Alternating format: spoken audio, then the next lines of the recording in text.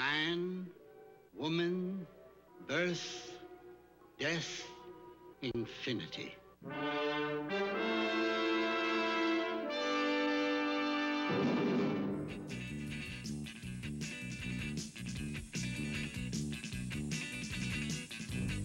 Good afternoon, and welcome to the Your Health radio and television program on the radio at AM 1240 KNRY, AMP Cable Television Channel 24, and on the web at www.ampmedia.org. Join our rotating host and their informative guests live every Monday afternoon at 4 o'clock. The purpose of the Your Health radio and television program is to help get, make, and keep listeners and viewers like you healthy. And now, ladies and gentlemen, on with the program. I'm Dr. Lisa Hernandez, and I'd like to welcome you to Your Health radio and television program on AM News Talk Radio 1240 KNRY, AMP Media Channel 24, and on the web at ampmedia.org. I will be your host today, and my guests will be providing you with helpful information that will help improve your health. Today is the first day of summer. I love the summer because it's a time to spend time outside and enjoy the long days. But we want to make sure that you're healthy and safe during the summer, and our guests today will help you enjoy the summer in a fun and safe way. And I hope that the information that you get from our experts helps you do that. My first guest is Dr. Diallo, and she is a pediatrician who practices with the Monterey Peninsula Pediatric Medical Group. And I want to thank Dr. Diallo for taking time out of her busy practice to join us today, especially a very busy Monday. Thank you, Dr. Diallo. Thank you for having me. Sure. So I wanted to talk a little bit about summer sun safety, especially because when we go outside, we know that we're enjoying the sun, and we want to protect ourselves from any of the damage that we might expose ourselves to during that time. Can you tell us why, especially our children, why we would need to protect our children from the sun? Yes, of course, we'd like to prevent sunburn, which is not only painful, but can eventually lead to skin cancer, precancerous skin lesions, premature aging, and even problems with your vision and eye damage. Wow. And can you tell us what causes those damages from the sun? Well, the ultraviolet rays cause the damages. The UVB rays in particular lead to sunburn, more classically, and the skin lesions and cancers. The UVA rays may also, however, cause sunburn, but they've been more associated with the premature aging, for the photoaging. So then we have two different types of rays that we have to look at, is the UVA and the UVB. Correct. The B sounds like it's the worst in terms of causing us problems with cancer, but they're both damaging. What about this thing I've heard about called a UV index? Is that a combination of the two? I believe so. The UV index is a measurement of, it's a numeric measurement established by the Weather Service and the Environmental Protection Agency to give us a guide as to how harmful the UV rays will be on any given day. And it's readily available in the newspaper, online, on the EPA website. It also corresponds to the World Health Organization's UV index, the numeric rating on the UV index. Like a 1 is really low and shouldn't really cause much damage. Well, as the minimal damage anyway. Well, an 11 is the highest that you can go, and you really need to be cautious in anywhere from 8, 9, 10, 11. Okay. I think I have heard of the UV index, especially on the TV, with your news. They talk about the pollen count and then the index. Okay. Exactly. So that's what it means. That's good to know. Yeah. And then, so when we hear that it's at a high level, what can we do to protect our children from any of the harmful effects of the sun? Well, first of all, you can stay in the shade. You can wear protective clothing, wide-brimmed hats, close, tight-knit cotton clothing, long-sleeved, long pants, that kind of thing, UV sunglasses, or if you're going to be out in the sun, go ahead and use some sunscreen. Okay. And I think on the sunglasses, they have the UV index on that too. Now that I think of it, that pesky little tag that you have on the lens. So that's something to pay attention to. So what about when you look at sunscreens? You mentioned sunscreen. There always this SPF factor, and I wonder what number. I see 15s and 30s and 40s. What is that? First, what does that stand for? SPF stands for sun protection factor, and it's a measurement of how long the sunscreen is supposed to protect you from the first stages of sunburn. For example, if you would normally start to get sunburn after 30 minutes in the sun, start to turn a little bit red, then an SPF of 10 would protect you for 10 times that long, so that would be 300 minutes. Now there's a little bit of a problem with that because the studies on determining the SPF were done using 2 millimeters of sunscreen. And I don't know anybody uses 2 millimeters of sunscreen on their skin. In general, an SPF of 15 to 30 should suffice for most people doing most activities as long as it's applied properly and reapplied every 2 hours. So that's the thing, is that you keep in mind that what you're basing it on is for a much more sunscreen that you'd put on normally, right, and that you have to reapply it every 2 hours. Right, right. And in general, apply it 15 to 30 minutes prior to sun exposure. Good to know, because that's what you have the time on your way out, put the sunscreen on, and then once you get to your destination, hopefully you've had enough time for it to absorb. Exactly. If you haven't had the chance to put on your protective long sleeves and your wide brim hat and what have you. Right. Well, excellent. And what about the different types of sunscreens that are out there? What are your thoughts on those? There's 2 main kinds of sunscreens. There's the physical sunscreens, which reflect the UV rays right off of you. And those are nice because they're not absorbed into the skin. However, they are more cumbersome, they are greasy, they're a little more uncomfortable.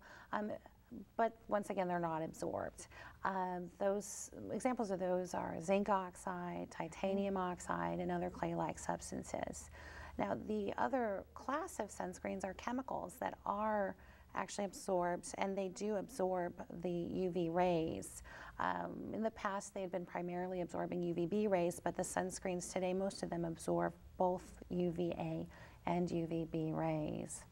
So do you recommend one over the other, or if it's just mostly convenience as to, and whether you want to have the white or purple marks on your...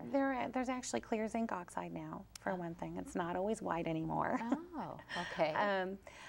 I don't particularly recommend one over the other. However, there's been some recent questions brought up by the Environmental Working Group about some of the chemicals used in the chemical class of the sunscreens being potentially toxic. So in order to avoid that, you could always use the reflective sunscreens, the physical ones like the zinc oxide and that. And with the zinc oxide ones, do they have to be reapplied every 2 hours as well? They should be. Okay. Especially if you're doing water activities. Right, and I know they have a number of waterproof sunscreens, and it's my understanding is they're really not as waterproof as you think they are. Right, I completely agree. I think you still need to reapply it every 2 hours. It's, yeah. So the sports ones and the waterproof ones still, that rule applies every 2 hours. I take it with a grain of salt. Yeah, okay. That's what I thought too. So it's good to know that we both agree. And can we use sunscreen on babies? The American, yes, limited. The American Academy of Pediatrics used to recommend no sunscreen on infants less than 6 months old. That recommendation has recently been modified to use, of course, use protective clothing such as a hat, tight woven cotton, once again, long sleeves, long pants, that kind of thing. But if you're going to be out and about and the baby does have some exposed areas, go ahead and apply some sunscreen on those exposed areas. Good to know, because I remember the old rule of 6 months, no sooner than 6 months. So that's very important because you want to take your baby out and you want to protect him or her as soon as possible. Right. Okay, great. And we talked a little bit about the risk of sunscreens and the environmental work group that seems to have raised some of the questions about that. Can you tell me what are some of the risks that you're worried about? Well, the biggest risk, I think, with sunscreen is getting sunburned because, for one, the SPF, like we mentioned before, it was determined based on applying 2 millimeters, and then people frequently will not reapply it as they're supposed to provide the maximum protection.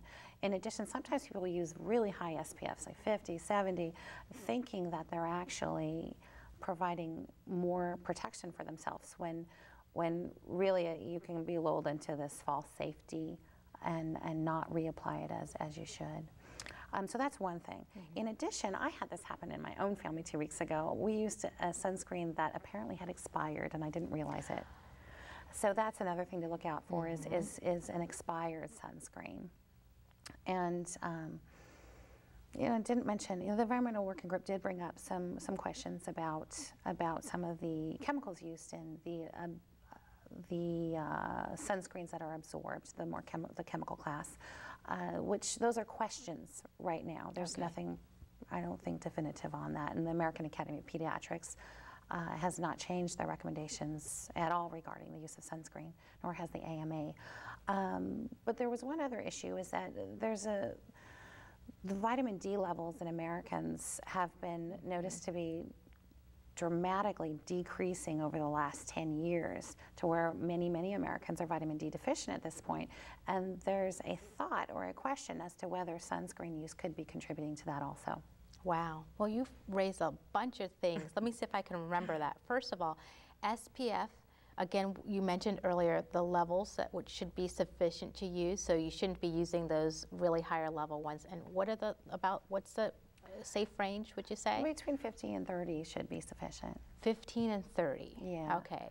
That's good to know, because I think I'm one of those guilty people that go for the 45, and then I get the 45 and the waterproof, and I get really worried. And the other thing about the expiration dates on the sunscreen is very important, because I was guilty of doing that too, where I had one that was stuck in my beach bag that I just kept, and I wasn't sure, well, should I throw this out or shall I use it? When it's milk, you're a little bit more cautious, and you wonder about SPF and the sunscreen. So it's good to know that basically the strength kind of decreases with time. So when it expires, it means it's not helping you. Right, right. And it sounds like what you're saying with the work group, even though there are some concerns, at this point it's still safer to use sunscreen than not to use. Exactly, exactly. One thing I didn't really bring up was that there have been quite a few studies done with the antioxidants in preventing sunburn, and the studies do show some sun protection with the use of antioxidants. They've been tried orally, they've been tried topically, but not enough to the point of replacing sunscreens. Okay, so at this point, do what you know already, which is go out, protect yourself, use a sunscreen on those areas of your skin that you don't have covered. The other thing is to go outside and to get I think you're hopefully recommending that people go outdoors and spend time outside, as opposed to spending time indoors, maybe in front of a TV or computer screen. Oh, I am absolutely recommending that. Go and enjoy the summer. Yeah, that's my favorite thing. So that's good to know. One of the things I often wonder about, it sounds, people I think are less likely to do this than they did back in the 70s and 80s, but getting that tan, that first bronze tan, and how soon after your first sunburn do you start seeing aging or effects of the sunburn, besides the redness and the peeling that you get? Do you know? I mean, how soon does it turn to tan? Or how soon do you start getting effects, like, say, what's your risk of getting cancer from that first exposure or sunburn, and then are you going to see problems later on in life from that first sunburn? I don't know the numbers exactly of what the risks are of that first sunburn. Yeah, I'm not sure. But okay, so but the take-home message really is to make sure that you are protected, that you use those protections. And what about the SPF that you see in the clothing? Is that worth using? I can't. I really have no idea how they've determined an SPF for clothing. Yeah. I mean, everything I've looked at is just that a tightly woven cloth is Plenty sufficient. So it may be just a gimmick to get you to... That's my impression. Right, okay. That's definitely my impression. Well, thank you very much. I appreciate that. And we had one question from the audience about summer safety that pertains to, and this you may not know, but I think it's something that we can say, throw out your thoughts to, is what about the combination of a sunscreen and a bug spray that you see sometimes in the stores? Is that a gimmick as well, or what are your recommendations on that? Well, I think in general, I think it's nice to use separate. It's nice to use separate products so that you know what you're putting on your body or your children's body. However, if you're in a situation where your child's going to be doing it at camp or something like that, there is no way your child's going to put on 2 different products. So by all means, use a combination. Right. I think that's the where you have to balance what's practical and what's actually going to happen. Exactly. Well, good. So we're almost finished with the segment, but I want to make sure that we have the take-home message, which is you don't have to use an SPF sunscreen with an SPF greater than 15 to 20 to 30, but do apply it about 30 minutes before you do go out. And then tell me some of the other things in terms of other protections that parents can use for their children. First of all, make sure to reapply it every 2 hours, particularly if you're involved in water activities. Definitely use the UV sunglasses, the wide brim hats, the protective clothing when they're not actually in the water. Perfect. Well, thank you so much, Dr. Diallo, for coming. I appreciate it. Your information is definitely important, something that we have to remember. And also, don't forget to check the expiration dates on your sunscreen. Don't do what I did. Yeah, me. Oh, yeah. So those are very important things to talk about. One thing, again, to remember is that we do have an email address that you can use to email questions to us, and that's mchd2010@gmail.com. So please email us any questions that you have. We're going to take a break right now, and we'll be back in about 2 minutes. Thank you for listening and watching Your Health television and radio program.